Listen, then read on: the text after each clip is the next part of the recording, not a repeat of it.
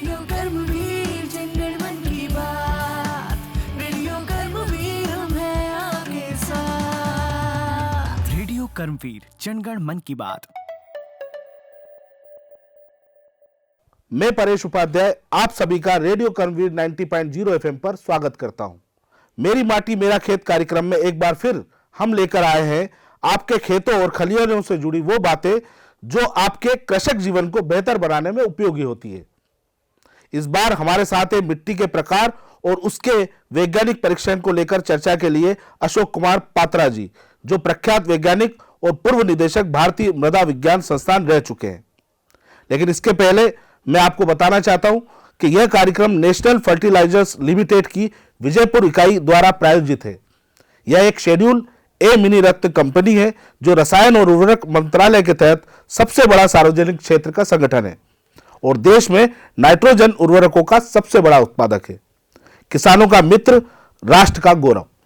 तो हम बात करते हैं आज सबसे पहले मिट्टी की उपयोगिता और उसके बारे में क्या कुछ कृषकों को जानना जरूरी है वो। तो सर, सबसे पहले आप बताइए कि आखिर किस तरीके की मिट्टी खेती के लिए उपयोगी होती है, उसको लेकर कुछ जानकारी दीजिए। नमस्कार आप सबको किसान भाइयों। जैसे ये प्रश्न है कि मिट्टी जो हमारा कृषि में, तो हमारा देश में और हमारा प्रदेश में तरह तरह का मिट्टी मिलता है, तो विशेष करके लेकिन जो काली मिट्टी है ये सबसे ज़्यादा है मध्य प्रदेश में, और थोड़ा बहुत और अलग अलग टाइप का मिट्टी है, लेकिन मुख्यतः ये काली मिट्टी है। और ये मिट्टी ऐसे ये बहुत अच्छा मिट्टी है, बाकी सब मिट्टी से सबसे अच्छा काली मिट्टी हमारा है हमारा प्रदेश में। लेकिन हम लोग कृषि कर रहे हैं, सालों साल कृषि करते जा रहे हैं, और जो उर्वरकता होना चाहिए मिट्टी में उसका काफ़ी कमियां हो रहा है। और इसका कारण ये है कि हम जो खाद जो देते हैं, पोषक तत्व देते हैं, वो पर्याप्त मात्रा में हम नहीं दे पाते हैं। और उसका एक कारण है कि हमारा जो मिट्टी में क्या है, हम सबको आप सबको इसका काफ़ी बारे में इसका पता नहीं है। जैसे 17 पोषक तत्व जरूरी है मिट्टी में, जो अच्छा पौधा बार के लिए और उसका प्रोडक्शन के लिए। लेकिन ज़्यादातर हम देते हैं नाइट्रोजन, फास्फोरस, पोटासियम, थोड़ा बहुत सूक्ष्म तत्व हम देते हैं। तो ये मिट्टी हमारा अच्छा है, लेकिन आप अभी आजकल जो काफ़ी सारा कमियां हो रहा है, इसीलिए जो उत्पादकता है, प्रोडक्शन है, उसका कमियां आ रहा है। तो हमको मिट्टी को टेस्ट करके ही हमको फर्टिलाइज़र डालना चाहिए। साथ साथ हमको जो जैविक खाद है उसका भी सोच करके अच्छी जितना आप दे सकते हैं वो हम लोगों को देना चाहिए। मैं सर ये जानना चाह रहा हूँ, एक्चुअली हमारा जो इलाका है वो मुगलिया छाप, सीहोर के आसपास का इलाका है। कहते हैं कि यहाँ की मिट्टी, भोपाल के आसपास की मिट्टी कई कारणों से गर्दा, इसमें धूल बड़ा होता है, एक समस्या ही आती है, और इसलिए यहाँ गर्दा पर्दा इस तरीके का कुछ एक वाक्य भी चलता है हमेशा कि हमेशा भोपाल में।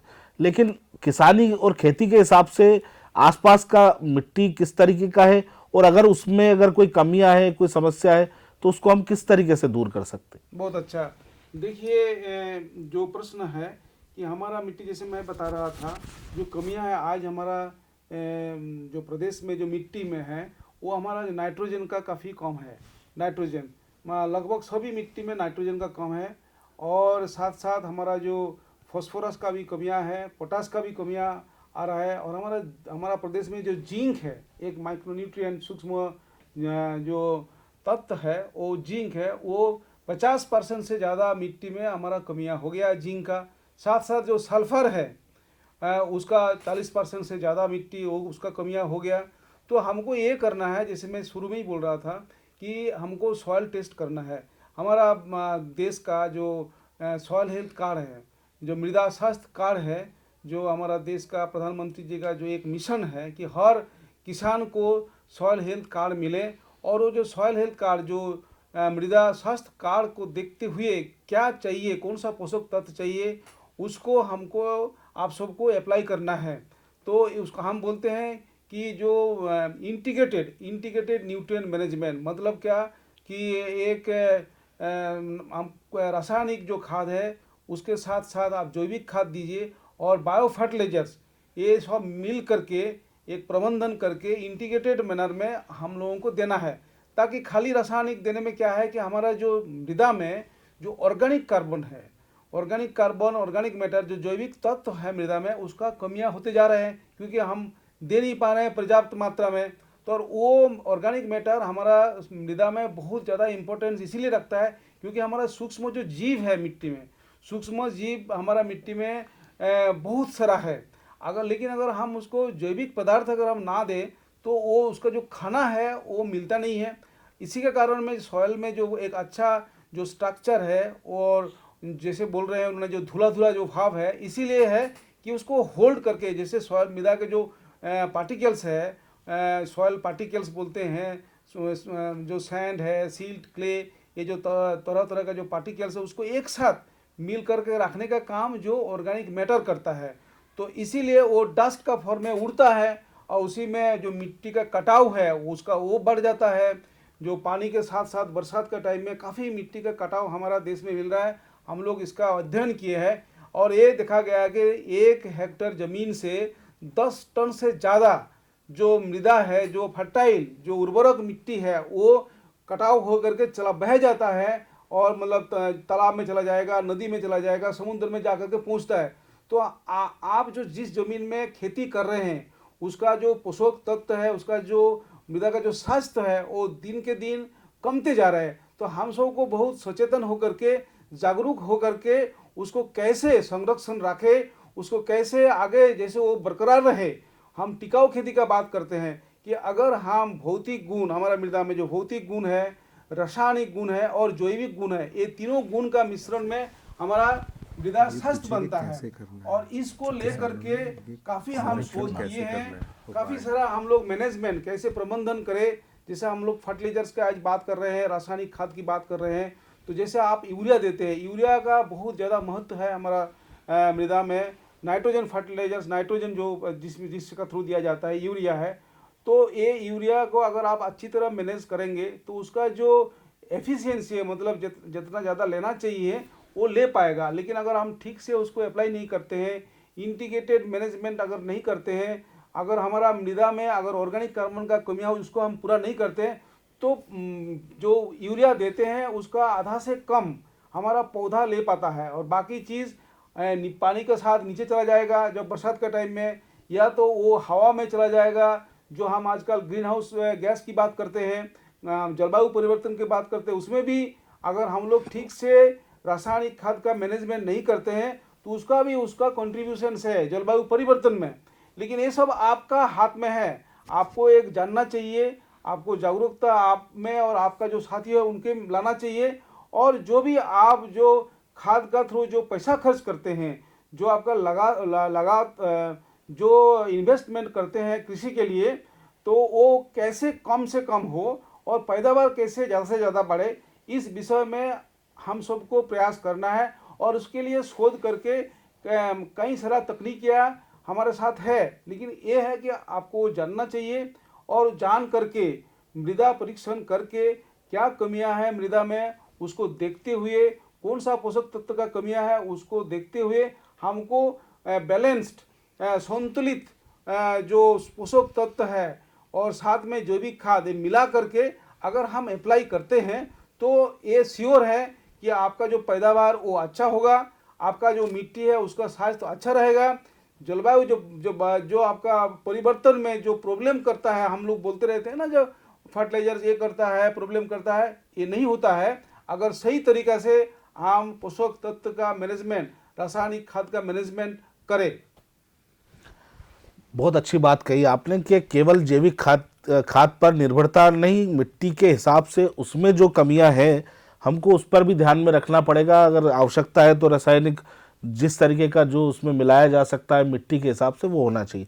तो सर मैं थोड़ा सा जानना चाह रहा हूँ कि किसान चूँकि वो बहुत पढ़ा लिखा नहीं हो पाता, कई बार ऐसी समस्याएं आती है कि कौन से रसायन को किस तरीके से उसमें कितना शामिल करना चाहिए। तो आमतौर पर अगर हम मिट्टी की बात करें तो किस तरीके की समस्याएं आम होती है, मतलब जैसे आपने बताया कि नाइट्रोजन, या तो भोपाली आसपास अगर उनको देखा जाए तो किस लेवल पर उनको रसायन खाद उसमें लाना चाहिए, किस तरीके की हो सकती है? देखो किसान भाइयों, एक चीज़ है कि ये जो पूरा जो रासायनिक खाद का और भी जो पोषक तत्व का जो तरह तरह का जो तरीका है जिसका थ्रू हम देते हैं, तो हम ये बोलेंगे, देखिए जहाँ पर संभव है आप लोग एक ग्रीन मेन्योर एक इम्पोर्टेंट चीज़ है। जो पौधा जो है 1 महीना में ग्रीन मेन्योर का पौधा, जैसे सिसबेनिया है, जहाँ पर थोड़ा बहुत पानी है, अगर आप कर सकते हैं तो ये ना ये मृदा में एक आच्छादन जैसा कर देता है, तो उसमें सॉइल जो इरोजन जो कटाव है वो कम होता है। और साथ में जैसे ऑर्गेनिक मेन्योर ऑर्गेनिक मैटर डालना ये ज़रूरी है। और उसके बाद मृदा का टेस्ट करके 3 साल में एक बार टेस्ट करना चाहिए। हर खेत में 3 साल में एक बार टेस्ट अगर करा लेते हैं, अच्छा लेबोरेटरी, लेकिन यह है कि अच्छा लेबोरेटरी NFL इस बारे में काम कर रहा है, उनका भी सॉइल टेस्टिंग लेबोरेटरीज है, वो भी आपको जानकारी देंगे, मदद करेंगे। हम सब आपको मदद करेंगे। डिस्ट्रिक्ट लेवल में आपका सॉइल टेस्टिंग लेबोरेटरीज है। हमारा जो कृषि विज्ञान केंद्र है वहाँ पर भी कई तरह का तकनीकें उपलब्ध है। खाली आपको कोशिश करके ये सब जो न्यूज़ है, जो मतलब जो जहाँ से आपको मिलेगा कहाँ कहाँ क्या तकनीकें मिल रहा है, आपको थोड़ा तकलीफ करके वो लेना है और उसको आपको अपनाना है। तो जो पोषक तत्व का जो प्रबंधन है, ये जो आज का जो विषय है, इस विषय में हम यही बोलना चाहेंगे कि आप इंटीग्रेटेड मैनर में हर जो चीज़ है ये आप दीजिए। खाली रासायनिक खाद मत दीजिए, क्योंकि आने वाले टाइम में धीरे धीरे ये समस्या होता है। अगर ऑर्गेनिक मैटर का कम, आज हमारा देश में, हमारा मध्य प्रदेश में भी जो ऑर्गेनिक मैटर जो है कार्बन, ऑर्गेनिक कार्बन जो मृदा में जो चीज़ कम से कम 1% होना चाहिए, आज वो 0.5% से कम हो रहा है। और इसका यही कारण है कि हम जो गोबर का खाद है, जो पुराने ज़माने में हम देते थे गोबर का खाद, हम जो पोषक जो बोलते हैं, जो नरबाई को लेकर के जो फसल अवशेष को हम जलाते नहीं थे पहले के ज़माने में। आज लास्ट 5-7 साल हम ये देख रहे हैं कि हमारा मध्य प्रदेश में भी जो गेहूं का जो फसल लेने के बाद जो उसका जो नरबाई है, मतलब फसल अवशेष है, वो हम खेत में जला देते, ये देखने को मिल रहा है। और ये बहुत गलत काम हो रहा है। इसमें क्या है, एक तो हमारा वातावरण दूषित होता है, हमारा जो मिट्टी में जो आपका जो सूक्ष्म जीव है, जो 1 चम्मच मिट्टी में कोटि सूक्ष्म जीव है, तो ये जो सूक्ष्म जीव हमारा मिट्टी में है, 15 इंच सॉइल में सबसे ज़्यादा रहते हैं। तो वो सॉइल में जब अगर जला देते हैं कोई चीज़, तो इतना गर्मी होता है तो वो सब तो मर जाता है। साथ साथ में आपका वातावरण जो दूषित होता है, ये कई समस्या, हमारा जो पोषक जो तत्व है, जो ये जो फसल अवशेष, उसका भी लॉस हो जाता है। जैसे गेहूं का फसल लेने के बाद हमको ये देखा जा रहा है कि जो मध्य प्रदेश में वो जो फसल अवशेष वो जला देते हैं मिट्टी में जला देने में कई चीज़ का समस्या होता है। एक समस्या ये जो सूक्ष्म जीव, आपको हम ये बताना चाहते हैं, जो 1 चम्मच मिट्टी में कोटि सूक्ष्म जीव है। अगर ये सूक्ष्म जीव आपका मर गया तो आपका जो बाकी जो फसल अवशेष, उसको कौन काम करेगा, उसको उससे पोषक तत्व निकालने के लिए। ये इसका बहुत बड़ा भूमिका है। ये चीज़ हमको समझना चाहिए, हमको कभी जलाना चाहिए। उसको इकट्ठा करके, जो भी आपका फसल अवशेष, उसको इकट्ठा करके जमीन, जो आपका ज़मीन है उसका एक कोने में उसको कंपोस्ट बनाइए। उसके थोड़ा बहुत गोबर खाद दे करके, अगर गोबर खाद ना भी हो, आजकल मिल रहा है जो डिकम्पोजर मिल रहा है, कई तरह का डिकम्पोजर मिल रहा है, उसको साथ मिला करके अगर आपने उसको छिड़का देंगे ना कोने में, तो थोड़ा टाइम के बाद वो डिकम्पोज हो जाएगा और उसको आप फिर मिला दीजिए।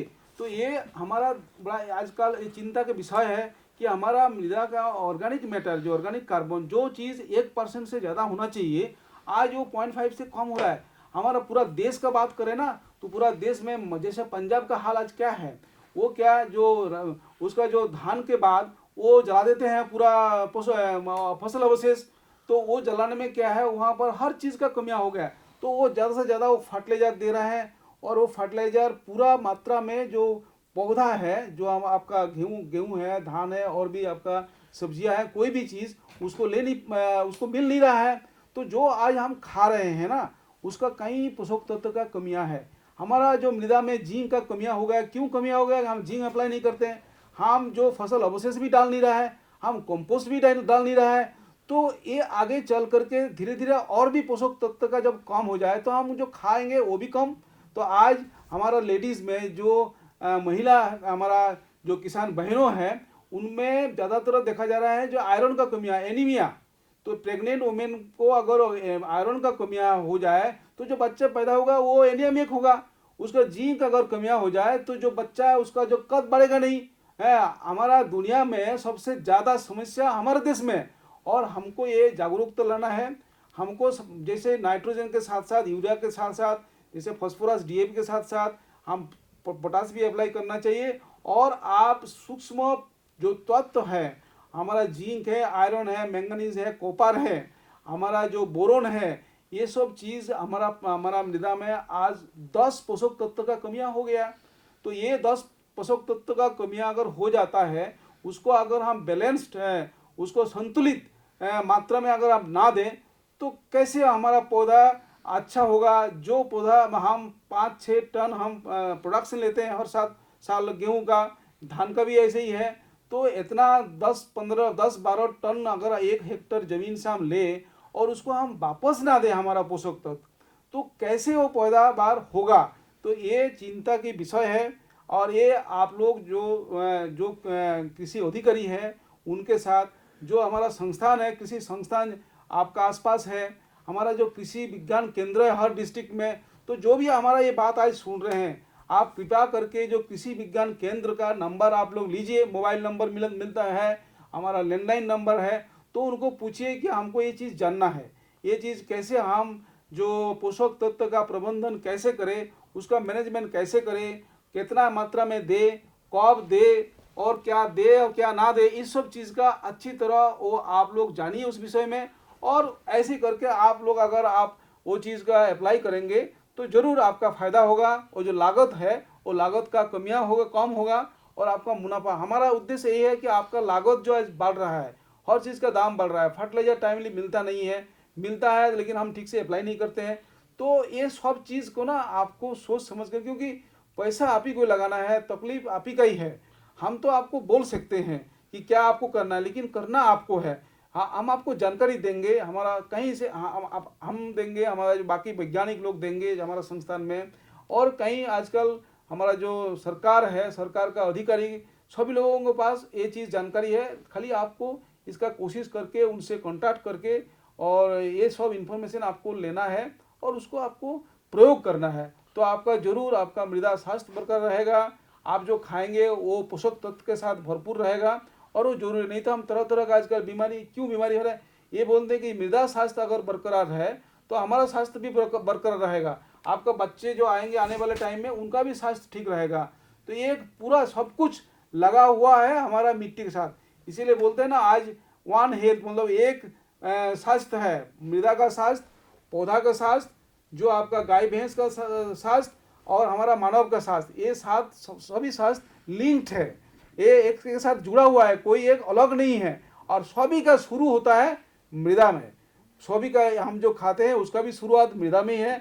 95% से ज़्यादा जो हमारा खाना है वो मृदा से आता है। और मृदा के बारे में अगर आप नहीं सोचेंगे तो ये तो बड़ा एक चिंता की विषय है ना किसान भाइयों। तो आज का ये प्रोग्राम बहुत ही अच्छा प्रोग्राम है, मृदा का विषय में चर्चा हो रहा है, जो हमारा पोषक तत्व, जो हमारा जो रासायनिक खाद, उसका विषय में चर्चा हो रहा है।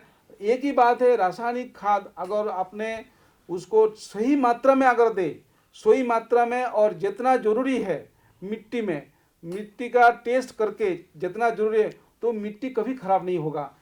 तो अभी खराब होगा जब हम बिना सोच समझ करके अगर मिट्टी में खाद देंगे तो उसका समस्या होगा। तो जहाँ पर भी अगर समस्या हो रहा है तो वहाँ हम बिना सोच समझ करके हम मृदा में जो रासायनिक खाद दे रहा है इसीलिए हो रहा है। और साथ साथ खाली रासायनिक खाद देना नहीं है, साथ में आपको जैविक खाद देना है, क्योंकि जैविक खाद जान है, मिट्टी का जान है जैविक खाद।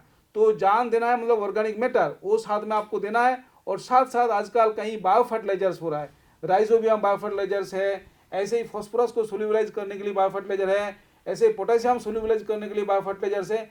ये सब चीज़ आपको साथ में देना है। आज जो कृषि है काफ़ी डेवलपमेंट हो चुका है, मॉडर्न कृषि हो रहा है। साथ साथ आप जो ट्रेडिशनल भी जो नॉलेज है आपका उसको भी लगाना है, वो भी साथ में लगा करके मॉडर्न और ट्रेडिशनल ये दोनों का कॉम्बिनेशन करके हमको आज कृषि करना है। साथ साथ आज जो हम नेचुरल फार्मिंग की बात कर रहे हैं उसका भी बहुत इम्पोर्टेंस है।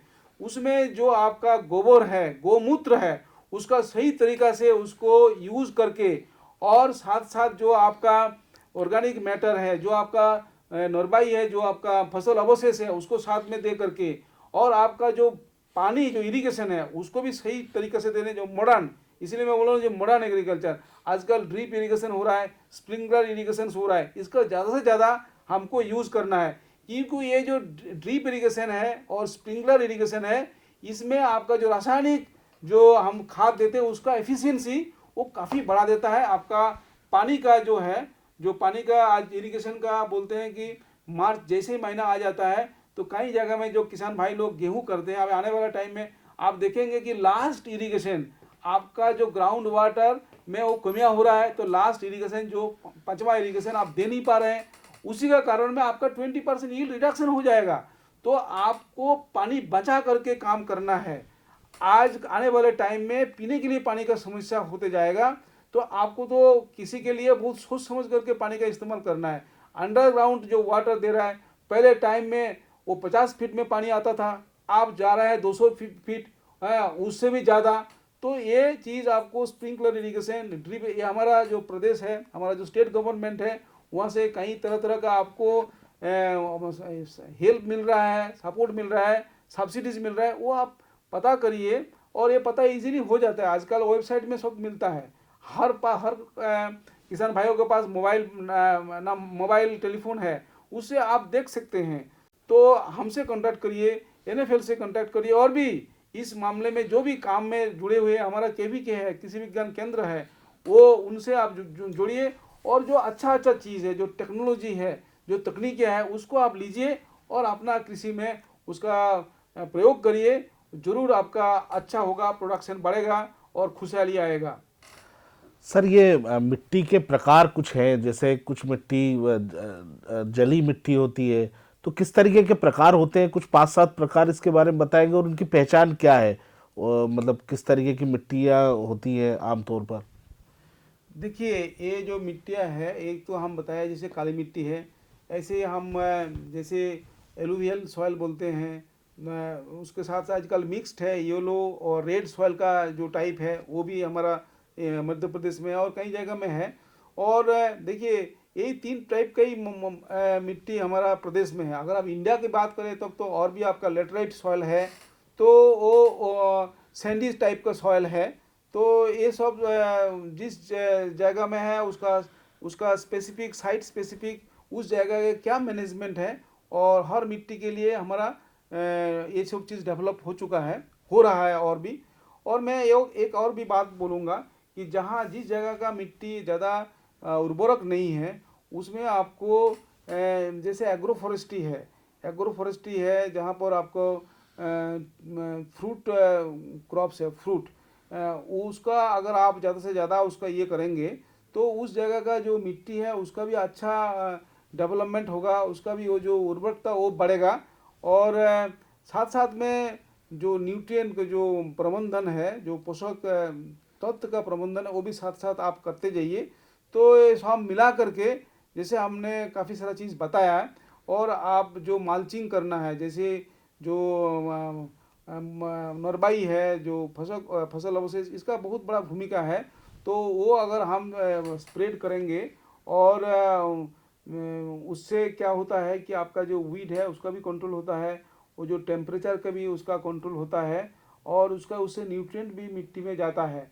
तो ये सब चीज़ का, जैसे हमने ये भी बताया है कि आजकल डिकम्पोजर मिल रहा है, तो जहाँ का मिट्टी थोड़ा वीक है, जहाँ मिट्टी इतना फर्टाइल नहीं है, तो वो उर्वरक इतना नहीं है, तो वहाँ पर ये जो प्रबंधन है ये बहुत ज़्यादा इम्पोर्टेंट है जी।